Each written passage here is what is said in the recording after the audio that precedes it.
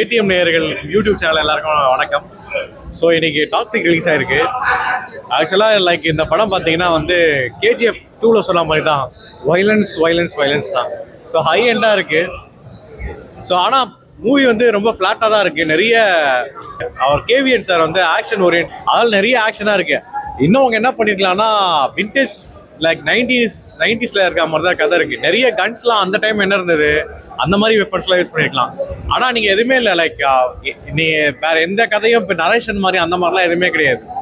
சும்மா அப்படியே ஜென்ரலா இருக்க ஒரு டானு அவனை வச்ச ஒரு கதை தான். ஆனா இதுல என்னன்னா நிறைய ஹீரோயின்ஸ், நிறைய பொருள் செலவு, கிராண்டியரா எடுத்திருக்காங்க. நீங்க நார்மலா ஒரு கேங்ஸ்டர் ஸ்டோரியில எப்படின்னா அவன் வருவான், கீழே இருப்பான், கீழே இருந்து மேலே வருவான், மேலே வந்ததுக்கு அப்புறமா அவன் ஒரு இடத்த பிடிப்பான். இப்போ நீங்க கேஜிஎஃப் வச்சிருந்தீங்க, பிரசாந்த் நீங்க அதை செம்மையா எடுத்திருப்பாரு. லைக் கன்வின்சிங்கா வந்து நீங்க ஒரு பிரைம் மினிஸ்டர் ஆபீஸ்ல போய் ஒருத்தரை சொல்றதெல்லாம் வந்து சாத்தியமே கிடையாது நிஜத்துலலாம்.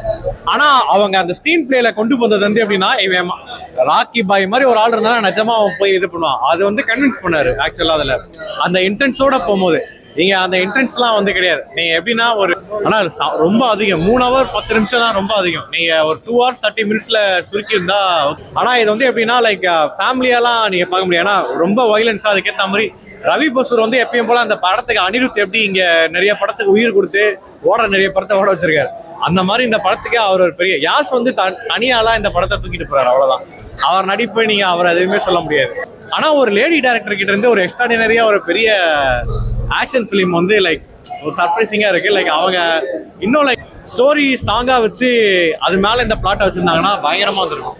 லைக் இவ்வளோ டைம் எடுத்ததுக்கு லைக் நிறைய எதிர்பார்த்து வந்தவங்களுக்கு கொஞ்சம் மிஸ் ஆயிருக்கு. படத்து பிளஸ் பாயிண்ட் யாஷா, அதுக்கப்புறம் ரவி பசூர் மியூசிக்.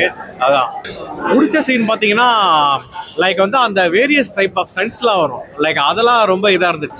கொஞ்சம் அவங்க என்னன்னா லைக் ஹீரோயின்ஸை லைட்டாக ஸ்டண்ட்ஸ் பண்ண வச்சிருக்காங்க. ஆனால் அது என்ன ப்ராப்பராக பண்ணீங்க இப்போ இங்கே இருந்தது ஒன்று ஃபுல்லாகவே அடல்ட் தான். கிட்ஸு ஃபேமிலி கூட வர முடியாது. யங்ஸ்டர்ஸ் வந்து பார்க்கலாம். என்ன சொல்ல வராங்க அதானா யாருக்குமே அதானா தெரியல, என்ன சொல்ல வராங்கன்னே தெரியலண்ணா. அதுல ஒரு கருத்துன்னு ஒண்ணுமே இது கிடையாது. கர்மா பண்ணதுக்கு திரும்ப படுது, அவ்வளவுதான். பண்ணது நம்ம இது ஒண்ணு பண்றோம், அதுக்கு வந்து மறுபடியும் வெனையா வந்து நமக்கே வந்து நிக்குது. அதான் கிளைமேக்ஸ் இவ்வளவுதான்.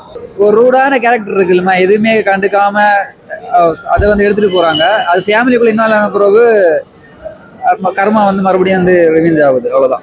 ஃபைட் சீன்ஸ் எல்லாமே நல்லா பார்க்கலாம்னா. பிஜிஎம் சூப்பரா இருந்துச்சு. ஆக்டிங் எல்லாமே ஓகே தான். ஆனா ஸ்டோரி தான் ஒண்ணுமே இல்லை. சும்மா டைம் பேக்ஸ் வந்து பார்த்துட்டு போகலாம். யாஷ் மூவி டாக்ஸிக் பார்த்துட்டு வரேன். படம் வந்து ரொம்ப லென்த்தான மூவி. ஃபர்ஸ்ட் ஹாஃப் ரொம்ப லேகாக போயிட்டு இருக்குது. பார்க்குற அளவுக்கு ஓகே, ஒன் டைம் படம் பார்க்கலாம். டைம் ஸ்பெண்ட் பண்ணுறது ஒன் டைம் ஃபேமிலியோட ஸ்பெண்ட் பண்ணலாம். ஓகே, குழந்தைங்களோட பார்க்குறத கொஞ்சம் அவாய்ட் பண்ணிக்கலாம். ஏன்னா ரொம்ப ஒரு மாதிரி கண்டென்ட் சர்டிஃபிகேட் கொடுத்துருக்காங்க. ஸோ நமக்கே புரியும். ஸோ குழந்தைங்களோட பார்க்க தேவையில்ல. ஃபேன் பேஸ்க்கான படம் வேணால் எடுத்துக்கலாம். யாஷா வந்து அவரோட ரோலில் அவர் சூப்பராக பண்ணியிருக்காரு. அதை பற்றி எதுவும் சொல்ல முடியாது. Music is good. மியூசிக் வந்து ரவி பஷூரோட மியூசிக் வந்து உண்மையிலே நல்லா இருக்குது. பிஜிஎம் நல்லா கொடுத்துருக்காங்க. கிராஃபிக்ஸ் உண்மையிலே சூப்பராக பண்ணியிருக்காங்க. உண்மையிலே இது வரைக்கும் சொல்ல ஹாலிவுட் படம் ரேஞ்சில் பண்ணியிருக்காங்க. அது வந்து வேணா இந்த படத்துக்கு வந்து சொல்கிற ஒரு நல்ல விஷயம் வந்து ஹாலிவுட் படம் மாதிரி பண்ணியிருக்காங்க. அதனால இந்த படம் இஸ் ஓகே. இந்த ரேட்டிங் வந்து ஒரு 6.5 7 சம்திங் அந்த ரேஞ்ச் தான் கொடுக்கு. படத்துல கதையே இல்லை பாஸ், அதுதான் பாஸ் பிரச்சனையே. கதை என்னன்னே புரியாத மாதிரி அது ஒரு மாதிரி லேக் அடிக்குது. மேக்ஸிமம் மெம்பர்ஸ் கதை தான் இருக்கு. ஆடியன்ஸ் அத்தனை பேருக்குமே வந்து என்னடா படம் எப்படா முடியுங்கிற அப்படிங்கிற ஒரு ஃபீல் கொடுக்குற மாதிரியா இருக்குது. போரிங்கா போகுது படம். பெஸ்ட் சீனா ஒன்லி ஃபைட் சீன் மட்டும் கொஞ்சம் நல்லா பண்ணியிருக்காங்க. இந்த படத்தால ஒரு பேர் வந்து மைனஸ் ஆகுது. ராக்கி பாய்ங்கிற பேர் வந்து இதுக்கப்புறம் டாக்ஸி பாய் அப்படிங்கிற மாதிரி மாறுமோ அப்படிங்கிற மாதிரி இருக்கு. இல்ல படத்துல லூசு அப்படி சொல்லலாம். ஏன்னா ஃபைனல் கிளைமேக்ஸ்ல ஒரு சின்ன ட்விஸ்ட் வச்சிருக்காங்க. அந்த படத்துல பார்த்தா அந்த மாதிரி தான் ஒரு ஃபீல் கொடுக்குற மாதிரி இருக்கு. பட் அந்த அளவுக்குலாம் சொல்ல முடியாது. யாஷ் வந்து அவரோட ரோல்ல அவர் செம்மையா பண்ணிருக்காரு சார். கதைக்கு வந்து அவர் கதை எழுதல, ஒரு கதைக்கு அவர் நடிக்கிறாரு. Acting wise is good. அதெல்லாம் நம்ம எதுவுமே சொல்ல முடியாது. பட் இந்த படத்துல இந்த படம் ஒரு சூட் ஆகல அப்படிங்கிற மாதிரி வேணாலும் எடுத்துக்கலாம். மற்றபடி ஓகே தான். படம் வந்து ஒரு தின் லைன்ல டிராவல் ஆகுது. படம் நல்லா இருக்கு. டப்பிங் எஸ்ஆரோட வாய்ஸ் தமிழ்ல சூப்பரா இருக்கு. இது நல்லா இருக்கு படம்.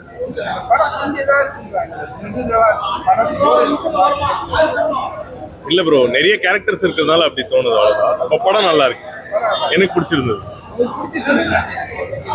சாரி கேட்கல. நிறைய இருக்கே, நான் எதுன்னு சொல்லிட்டோம்.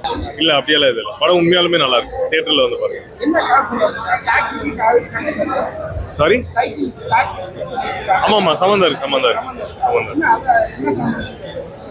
சார் நீங்க அது படத்தை பார்த்தா தான் தெரியும். நான் பட கிரிட்டிக்கல் ஆடியன்ஸ், எனக்கு தெரிஞ்சுதான் நான் சொல்ல முடியும். பட் நல்லா இருக்கு படம்.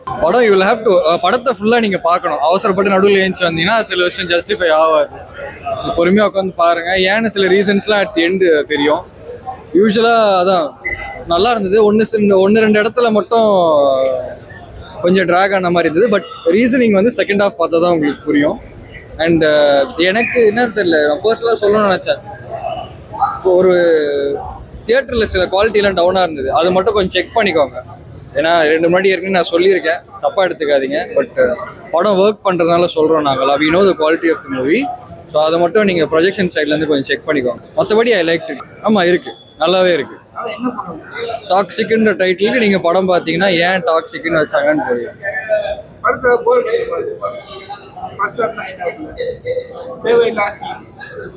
இருக்கு, அது ஏன்னு செகண்ட் ஹாஃப் பார்த்தா தான் புரியும். எல்லாத்தையும் நானே சொல்றேன்னா அப்புறம் யாரும் தியேட்டருக்கு வந்து பார்க்க மாட்டாங்க. ஜஸ்டிஃபை நானே கொடுத்தேன். அந்த மாதிரி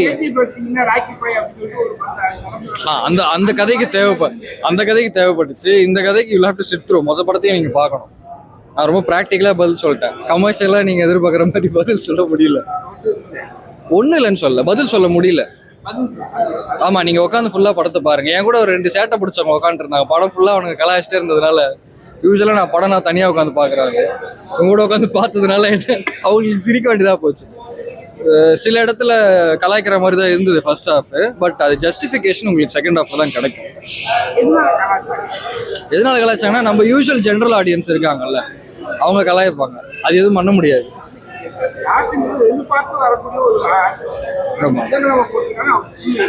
ஆமா,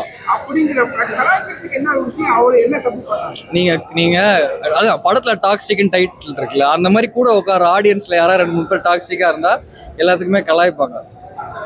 உங்களுக்கு யூஸ்வலா உட்காந்து கலாய்ப்பாங்கல்ல சில பேர்லாம், என்ன சீன் வந்தாலும் கலாய்ப்பாங்க. அந்த மாதிரி ஒருத்தர் என் பக்கத்துல உட்காந்துருந்தாரு, கலாய்ச்சிட்டே இருந்தாரு. அதுக்கப்புறம் அவருக்கு செவியை சாத்திட்டு நான் படத்தை பார்க்க ஆரம்பிச்சதுக்கு அப்புறம் எனக்கு செகண்ட் ஹாஃப்ல சில விஷயம் ஜஸ்டிஃபை ஆச்சு. ஒரு படம் எடுக்கிறது எவ்வளோ கஷ்டம் தெரியும். முக்கியமாக என்ன பாராட்டோம்னா, ரிஸ்க் எடுத்து ஃபர்ஸ்ட் ஹாஃப் இப்படி இருக்கலாம், இதுக்கு ஜஸ்டிஃபிகேஷன் செகண்ட் ஹாஃப்ல இருக்கலாம் அப்படின்னு கொடுத்து அவ்வளோ கிராண்டியராக பண்ணி ஜஸ்டிஃபை ஆச்சு. நான் சொல்கிறது சில பேர் பிடிக்காமலாம் இருக்கலாம். நான் பர்சனலாக உட்காந்து மூடிட்டு படத்தை ஃபுல்லாக பார்த்தீங்கன்னா, உங்களுக்கு நீங்கள் ஆரம்பத்தில் என் பக்கத்தில் கலாய்ச்சார்ல, அவர் செகண்ட் ஹாஃப்ல அவர் அதனால தான் பண்ணானா இப்படி அப்படின்னு ஆயிட்டார். அதனால் உட்காந்து பாருங்க.